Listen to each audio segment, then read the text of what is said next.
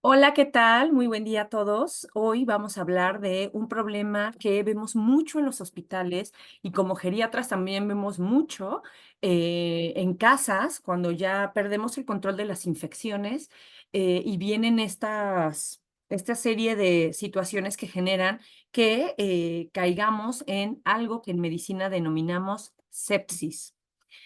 Cada 13 de septiembre celebramos el Día Mundial de la Sepsis, una fecha que se creó para concientizar sobre la importancia del conocimiento de esta enfermedad, porque es un término que a lo mejor hemos podido llegar a escuchar, a lo mejor no lo hemos llegado a escuchar, pero es importante que en la población general sepamos lo que es este término y las dificultades que puede llevar en la salud de las personas, porque ya iremos platicando de los alcances que tiene las complicaciones de la sepsis. La sepsis es muy frecuente y lamentablemente bastante desconocida. El objetivo principal de la conmemoración de este día es disminuir la cifra de personas fallecidas y afectadas por la sepsis. Actualmente, esta condición, que es la sepsis, mata a 11 millones de personas cada año y muchos de ellos son menores de 5 años, sobre todo en países de bajos ingresos. Pero, ¿qué es la sepsis? La sepsis es una enfermedad que ocurre por una reacción anómala ante una respuesta inmunitaria exagerada en cualquier escenario de infección. Las bacterias provocan una alteración. Las bacterias o en realidad cualquier microorganismo que ahorita vamos a ver, o sea, cualquier microorganismo tiene el potencial de precipitar una sepsis, aunque puede llegar a ser más frecuente la de origen bacteriano, pero entonces los microorganismos provocan una alteración y una disregulación en todos los órganos internos, los cuales se llegan a inflamar de una manera tal que colapsan completamente al organismo. La sangre no fluye de manera correcta, o sea, se afecta el sistema hematopoyético debido también a la falta de oxígeno. Y todo esto conduce que la persona que la vive sufra daños irreversibles que puedan inclusive provocar la muerte. Ya decíamos que la sepsis cobra 11 millones de muertes al año. Debido a todos estos cambios que se generan con esta reacción intensa, por así decir, de los metabolitos que hacen los microorganismos con el cuerpo, las personas pueden llegar a sufrir una alteración de la presión arterial y entonces aquí afectamos al sistema cardiovascular, ¿no? Y entonces una vez que el corazón se ve afectado por una sepsis y que no hay una respuesta hemodinámica adecuada, es decir, el colapso por la infección en el organismo es tal que genera una inestabilidad hemodinámica, entonces aquí es cuando terminamos desencadenando algo que llamamos un choque séptico o shock séptico. Todo lo que venga en medicina, hablarse de choque es un colapso cardiovascular, o sea, una inestabilidad hemodinámica. Hay algunas personas que van a tener más posibilidad de que se llegue a esta situación y son personas que padecen cáncer, diabetes mellitus tipo 2, VIH-Sida, enfermedades del hígado, que son las enfermedades hepáticas, o problemas cardíacos. Todas estas personas y bajo estas patologías van a tener mayor probabilidad de padecer una sepsis. Los ancianos y los niños también corren grandes riesgos. Ya decíamos que los menores de 5 años son especialmente vulnerables, pero también las personas mayores son especialmente vulnerables, porque estamos hablando de que cuando hay una sobrerespuesta inmunitaria a los efectos del microorganismo que infecta, esto tiene un carácter del sistema inmune. Y las personas mayores sabemos que tienen esto que llamamos inmunosenescencia, que es el envejecimiento del sistema inmunológico, al que lo hace más sensible y vulnerable de llegar a padecer este tipo de situaciones. Además, tomando en cuenta que a medida que avanza la edad, vamos teniendo mayor dificultad de mantener una estabilidad metabólica, que es lo que llamamos homeostenosis, cuando nuestro cuerpo está bien estable, que está balanceado llega un pequeño microorganismo y es más fácil que un adulto mayor le cueste trabajo de alguna manera poder hacer frente a esta infección de una manera compensada y nos vayamos hacia la sepsis y hacia un choque séptico. Vamos a hablar un poquito de los datos y cifras de la sepsis en el mundo. La sepsis es una de las causas de muerte más frecuentes en todo el planeta, aunque hay dificultades para recopilar datos fiables a nivel poblacional, porque muchas veces una persona en un ambiente hospitalario que fallece por una sepsis, el diagnóstico de defunción se pone un paro cardiorrespiratorio, un paro cardíaco, ¿no? Entonces, datos fiables, poblacionales y comunitarios son difíciles de recabar, entonces pensamos que está subestimada la mortalidad por sepsis. Según los datos publicados, en el año de 2020 se produjeron cerca de 48.9 millones de casos de sepsis y 11 millones de muertes relacionadas con sepsis en todo el mundo, lo que representó en el 2020 el 20% de todas las defunciones a escala mundial. Por supuesto que en el año 2020 estábamos atravesando el inicio de la pandemia por SARS-CoV-2 y esto tiene mucho que ver, pero para que veamos el porcentaje que puede llegar a ocupar las defunciones por una causa infecciosa.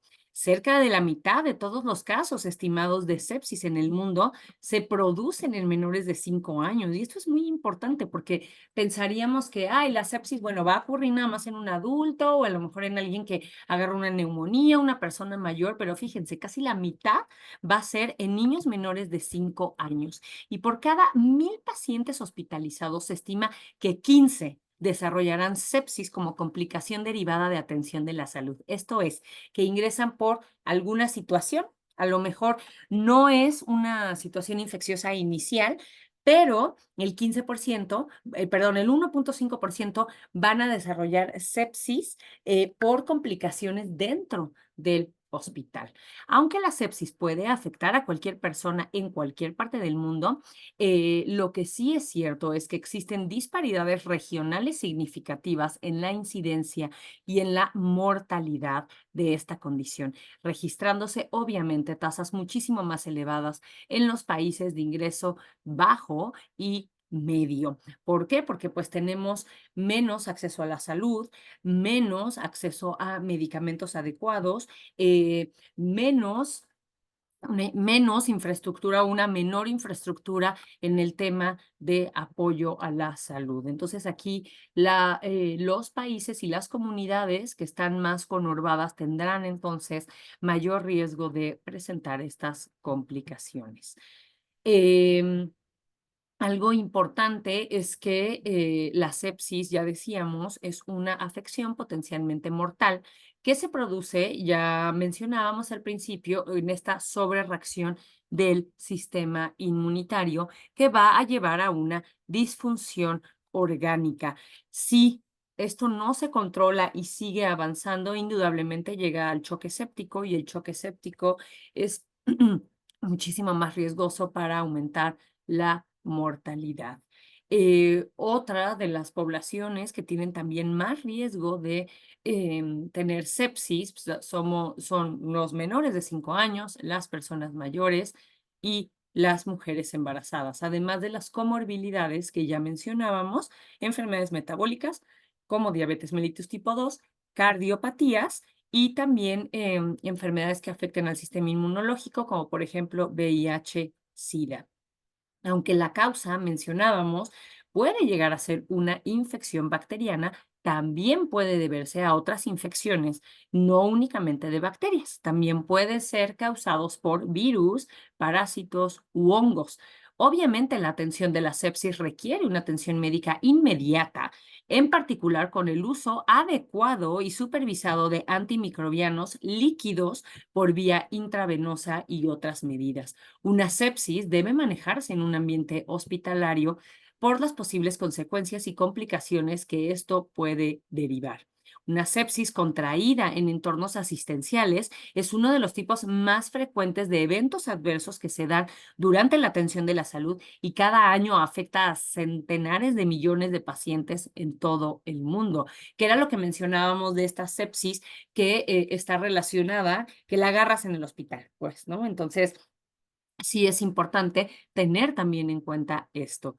La causa de las infecciones asociadas a la atención de la salud, o sea, en estos ambientes hospitalarios, son patógenos que a menudo son resistentes a medicamentos porque viven en el hospital y viven en contacto con antibióticos, entonces tienden a ser muy resistentes y rápidamente generan un empeoramiento del estado clínico de la persona que lo contrae.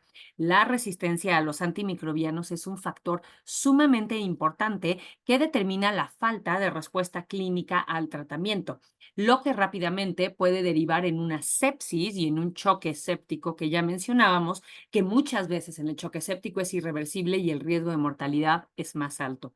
Se ha observado justamente que este riesgo de mortalidad hospitalaria es mayor en los pacientes con sepsis debido a patógenos resistentes en comparación con los que tienen sepsis por patógenos adquiridos en la comunidad.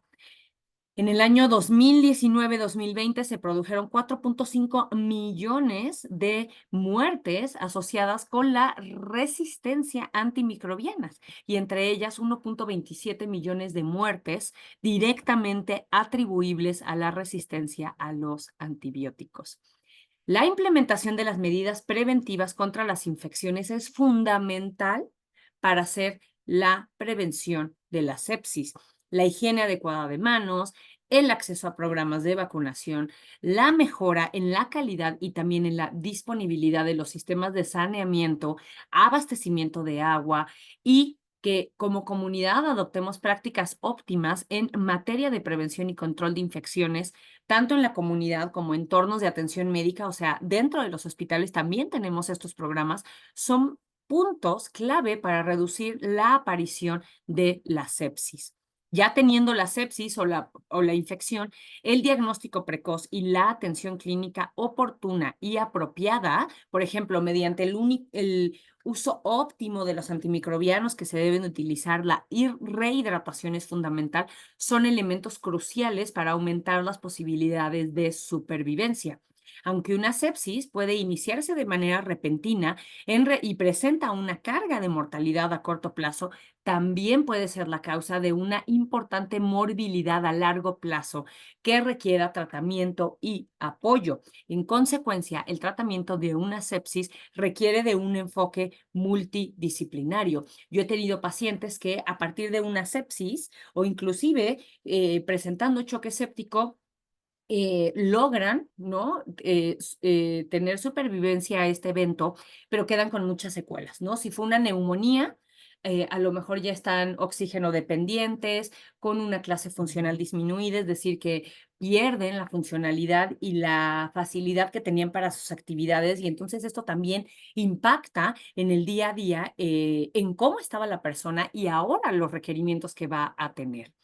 Los grupos de riesgo son importantes mencionarlos, remencionarlos, porque ya los he dicho antes, pero es importante recordar que cualquier persona que presente una infección tiene el riesgo de presentar sepsis. El mayor riesgo será en las poblaciones vulnerables, que ya dijimos, menores de 5 años, mayores de 60 años, mujeres embarazadas o que han estado, o sea, que están en el periodo de posparto, los recién nacidos, todos los pacientes hospitalizados, todos los pacientes en unidades de cuidados intensivos, todas las personas con sistemas inmunitarios debilitados, ya mencionábamos VIH o cáncer, personas con enfermedades crónicas, ya decíamos, cardiovasculares, enfermedad renal, diabetes mellitus. Ahora, las infecciones más comunes que derivan en una septicemia van a incluir las siguientes. Neumonía, o sea, los pulmones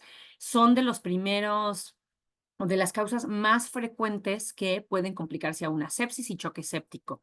Vía urinaria, infecciones de vías urinarias, infecciones renales, que son las pielonefritis o infecciones de la vejiga, pero también puede derivar en sepsis una infección gastrointestinal, una infección en la sangre, que esto, por ejemplo, lo vemos mucho en las personas que requieren hemodiálisis, entonces tienen estos puertos venosos, pues ahí abiertos y se pueden contaminar la sangre, se puede contaminar los lugares donde se colocan los catéteres, especialmente los catéteres centrales que vienen aquí en las venas del cuello o en las venas femorales, que son en las ingles, y también puede existir sepsis en personas que sufren heridas o quemaduras graves. Cuando la piel, recuerden que es un órgano, igual que el corazón y el cerebro, y cuando perdemos esta barrera protectora, o sea, las quemaduras de tercer grado por eso son tan graves, y cuando son grandes porciones del cuerpo, o que no son localizadas solo en la mano, sino en todo el cuerpo, pierden esta barrera de contención en la temperatura, en los líquidos, pero también en los patógenos que llegan. Entonces, heridas y quemaduras extensas van a ser factores de riesgo para desarrollar diabetes, para desarrollar sepsis. ¿Cuáles son los signos y síntomas de una sepsis? La sepsis es importante que tengamos en cuenta que es una urgencia médica y puede presentar distintos signos y síntomas en distintos momentos y dependiendo la población de la que estamos viendo. Las personas cuando tenemos esta sospecha debemos de acudir al hospital a urgencias para una atención médica oportuna. Algunos de los síntomas comunes son fiebre, o algo importante en las personas mayores, temperatura baja. A veces decimos, no, pero pues tosía poquito y la temperatura nunca le subió, ¿eh? O sea, no nos guiemos nada más en fiebre, sino en el conjunto de los signos y síntomas. Temblores, ¿no? O sea, estos escalofríos o sacudidas que les dan cuando tienen temperatura alta o baja. Confusión, esto pasa mucho en las personas mayores que empiezan con desorientaciones, alucinaciones, delirium, o sea, se confunden. Existe, puede presentarse dificultad para respirar, piel húmeda y sudorosa, dolor o malestar corporal externo, o sea, como que están en movimiento de me duele, me molesta, pero no sé qué es. Puede existir pulsaciones altas, ¿no? O sea, una taquicardia o al contrario, ya en situaciones más graves una bradicardia. Generalmente la sepsis va a llevar a una presión tendiente a la baja, ¿no? Porque ya veíamos que afecta el sistema cardiovascular y lo colapsa y en el riñón nos damos cuenta que está afectado porque empezamos con la retención de líquidos y disminuimos los volúmenes urinarios. ¿Cómo podemos prevenir la sepsis? Ya decíamos que las medidas de higiene y saneamiento son fundamentales para prevenir en primer lugar las infecciones. Entonces, una buena higiene en nuestro ambiente y en los entornos asistenciales serán la piedra angular para la prevención. Lavarnos las manos, preparar los alimentos que manejamos con limpieza, evitar riesgos de contaminación, obviamente evitar el agua sucia, inodoros insalubres, recibir, importante, las vacunas recomendadas por el sistema de salud, llevar una alimentación saludable, porque eso nos hará estar fuertes. Y, por ejemplo, en los recién nacidos, la lactancia materna es algo que les ayuda a favorecer su sistema inmunitario. Los hospitales y las clínicas, por supuesto que deben de seguir una serie de reglas eficaces en materia de prevención y control de las infecciones. Y los antibióticos deben de usarse adecuadamente para tratar las infecciones y no generar esto que decíamos de resistencia antimicrobiana. Las complicaciones de la sepsis ya las mencionábamos porque a medida de que la septicemia empeora, los órganos vitales como el cerebro, el corazón, los riñones no empiezan a recibir la cantidad de sangre que requieren.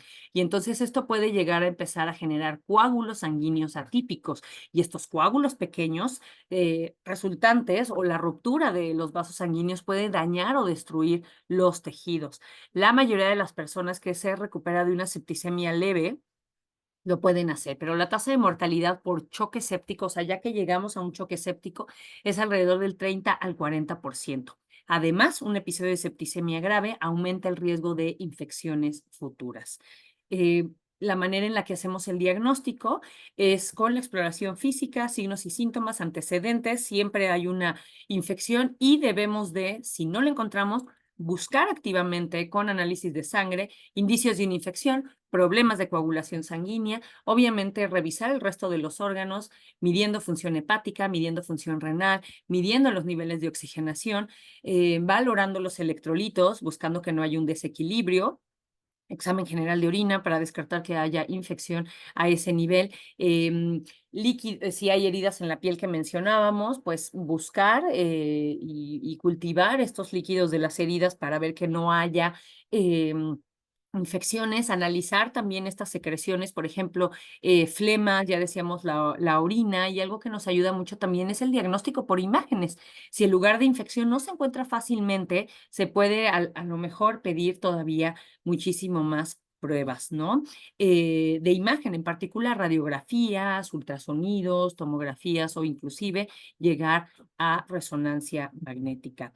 Lo importante de la sepsis es, una vez identificado el tipo de microorganismo que está generando este cambio, dar el tratamiento hacia ese microorganismo en particular y además dar el soporte alrededor de todos los demás órganos y sistemas que se están viendo afectados. Por eso una sepsis siempre debe de manejarse en un ambiente hospitalario. Recuerda que el 13 de septiembre se conmemora el Día Mundial de la Sepsis y muchas gracias por haber atendido la plática del día de hoy. Que tengan un excelente día. Hasta pronto.